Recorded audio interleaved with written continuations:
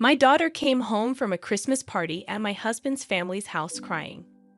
When I asked her what happened, she gave me a present without saying anything. "Mom, look at this.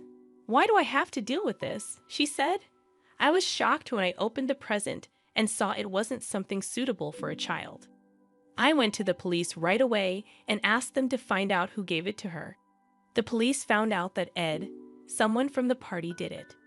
It caused a big fuss in the family, and Ed got in serious trouble. I'm in my 40s, and my husband, who is in his 30s, works at the same company as me. I started working at this company when I was in my mid-30s. At my old job, I decided to switch because my boss called me old-fashioned for not being married by 30. But at my current job, they care more about how well you work than how old you are or what gender you are. My husband, who is now my boss, took care of me when I first started. We got married quickly and now have a daughter in 3rd grade. She's quiet and loves to read, and she's kind to everyone. My husband's sister causes a lot of problems, and we don't get along. But I'm lucky to have a good relationship with my in-laws. My sister-in-law doesn't like that I'm older than my husband, and that we had a quick wedding. She used to make mean comments about my age and appearance, even though she used to visit us a lot when we first got married. She'd make fun of my body after having a baby and say hurtful things about getting older. Despite all that, I try to ignore her negativity. I often feel insecure because I'm older than my husband. I try not to let it bother me too much, but sometimes my sister-in-law's hurtful comments sting.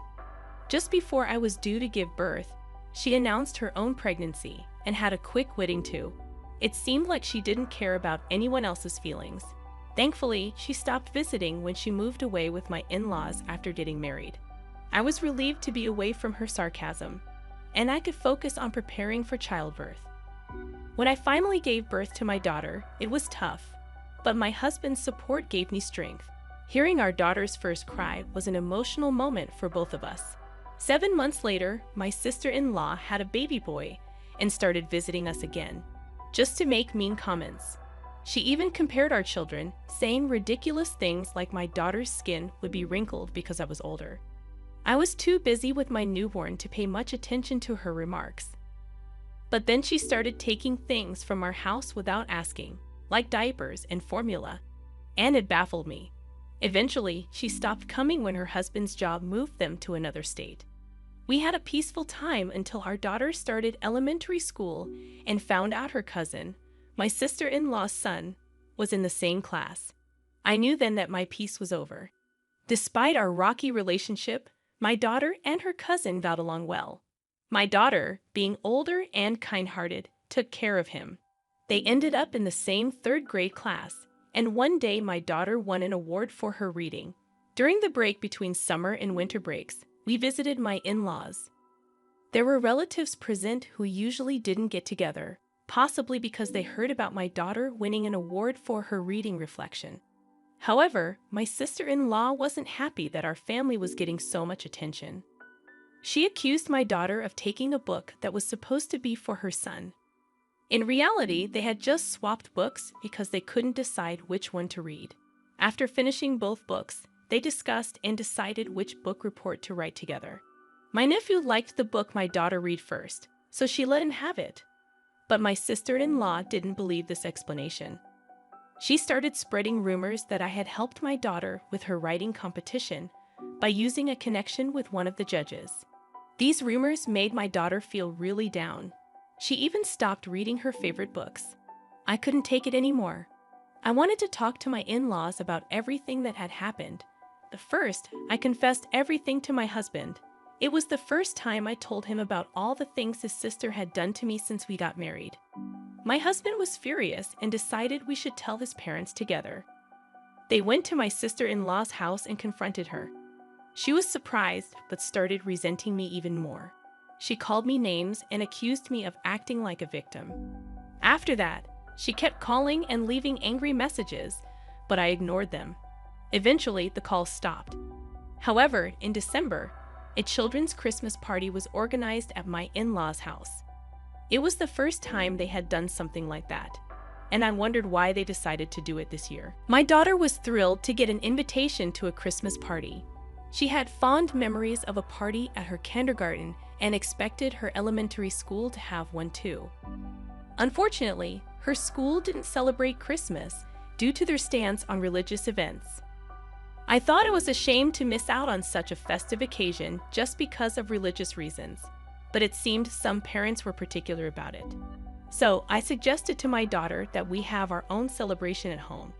Last year, we had a great time exchanging gifts and enjoying each other's company. The invitation for the party at my in-laws' house mentioned bringing a gift within a $20 budget. My daughter and I went shopping together at a nearby mall to pick out the perfect present. She chose one of her favorite picture books, hoping to share her love for it with whoever received it at the party. We lived just a short bus ride away from my in-laws' house, so I let my mother-in-law know when my daughter was on her way. She kindly offered to pick her up from the bus stop. When she called to say my daughter had arrived safely, I felt relieved. However, my relief didn't last long. About 30 minutes later, I heard the front door open unexpectedly. It was a weekday, and my husband was at work. I was working from home because my daughter was on winter break. The sudden sound of the door opening startled me. I rushed to the entrance, alarmed by the unexpected noise, only to find my daughter sitting on the floor, crying. She handed me a gift-wrapped bag and said I would understand once I looked inside. As I opened it, I found a torn-up newspaper with my daughter's reading reflection printed on it, along with a message card written in red ink.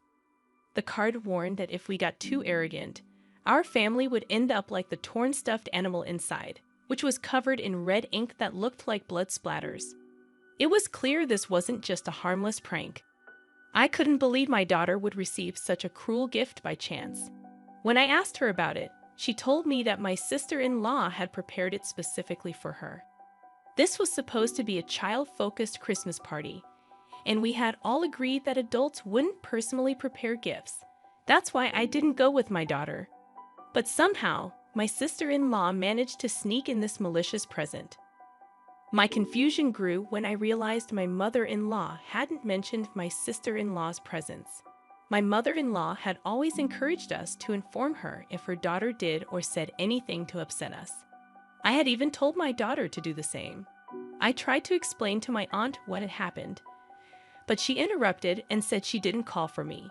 She mentioned that only children with a connection to missionary schools were allowed. My daughter asked what a missionary school was, and I struggled to find an answer.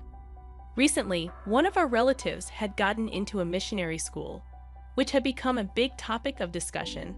My sister-in-law's son had also attended a missionary kindergarten. Hearing this, I realized that many of us had connections to such schools, even if we weren't aware of it.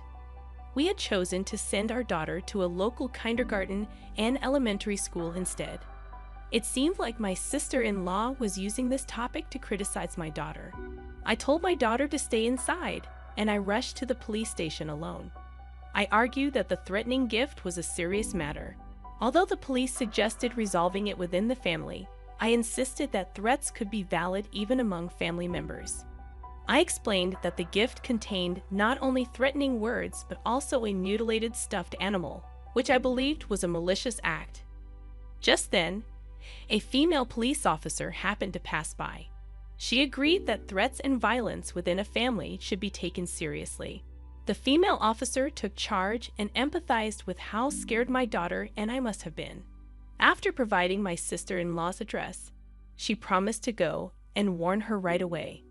In the end, my wishes were fulfilled. I couldn't help but shudder at the thought of what might have happened if that police officer hadn't passed by.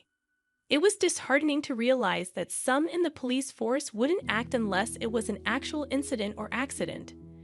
I wondered how I could protect my daughter in case of an emergency.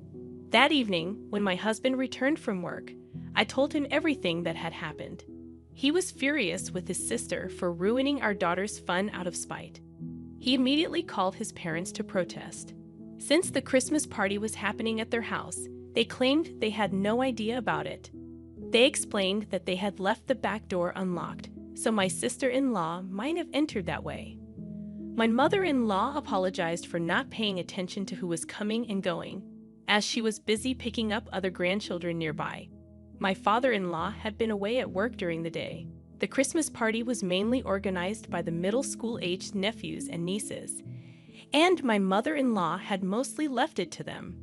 The police officer had firmly warned my sister-in-law later on. From what I heard, she was told that any further reports could lead to more than just a warning, so things should be fine for the most part. However, my in-laws were distressed by my sister-in-law's actions, which had involved the police. It could potentially lead to criminal behavior. Consequently, they called a meeting with both our family and my sister-in-law's family, with the parents present, for discussion. When we arrived at my in-laws' house for the meeting, my sister-in-law and her husband hadn't shown up yet. They finally appeared right at the last minute, with my sister-in-law clearly sulking. It was obvious she wasn't remorseful and was resenting me for calling the police. Her husband, sitting next to her, looked clueless about why they were summoned. He seemed to have been called without being informed of the reason. During the discussion, he was shocked to hear for the first time about all the things his wife had done to our family, unaware that things had gotten to this point. My sister-in-law's husband profusely apologized to us, feeling sorry. My in-laws saw my sister-in-law's reaction and asked if she had anything to say. But all she replied with was, "Not really." She didn't seem to understand why she needed to apologize, acting as if she hadn't done anything wrong. She said, "I didn't do anything bad. The police came but didn't arrest me, right? So that means I didn't do anything wrong." Everyone else was shocked by her logic.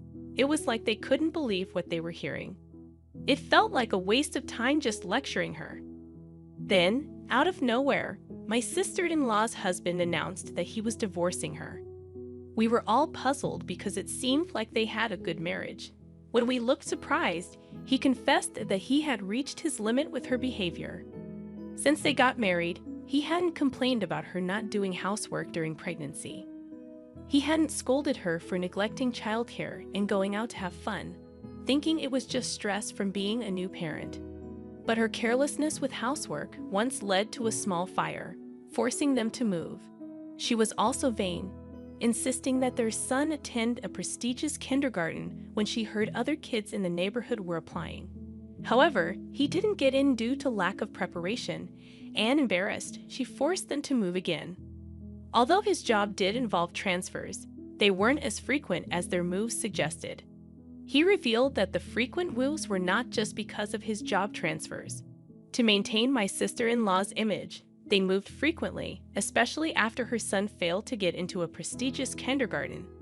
She tried to enroll him in an international kindergarten, but when that didn't work, they barely managed to get him into a missionary kindergarten.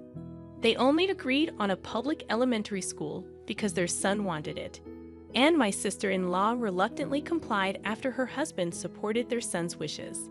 He was worried that her vanity would put their son's well-being at risk. He had been considering divorce for a while, but with her harassment becoming more apparent, he felt he had no choice but to announce it. My sister-in-law, somewhat aware of her actions, didn't dispute what he said, but seemed surprised by the divorce announcement. She started apologizing to us, thinking it would help. She claimed it was just a joke or a prank and never expected us to take it seriously. But I reminded her that her husband had criticized her, asking if she could say the same thing to her own child. Her actions were unimaginable for a parent. Just because someone is a parent doesn't mean they have parental feelings. There are people who can't be real parents, and she might be one of them. My husband, seeing her crying, told her sternly that crying wouldn't fix anything at her age. She needed to stop thinking tears would get her out of trouble. She cried even more, insisting she did nothing wrong and wasn't to blame. She felt everyone was ganging up on her, blaming her because her brother married an older woman. She argued that her marriage and her harassment were totally separate issues. We already thought she was a bit odd, but even my husband was astonished by her lack of understanding. No one tried to comfort her, as she seemed inconsolable. The discussion couldn't continue, so we decided to adjourn for the day. Her husband had to drag her to the car and take her home. Their divorce eventually happened, but it was messy because of her stubborn refusal to agree. Her son's accidental revelation might have been a factor in her agreeing to the divorce. He, without any malicious intent, shared what he saw with his friends. However, the parents who heard the rumor did not remain silent. After winter break at school, my nephew talked about having a Christmas party with his older cousins. It seems they used a class presentation to share their winter break memories. Among stories of New Year's Day and video game consoles as Christmas gifts, my mom gave my cousin a special present just for her. When the teacher asked what kind of present it was, my nephew described exactly what he saw. A cute stuffed animal all torn up with lots of red stuff on it, like blood. The story became a topic of discussion among the school teachers and escalated into a major issue after the children who heard it went home and told their parents.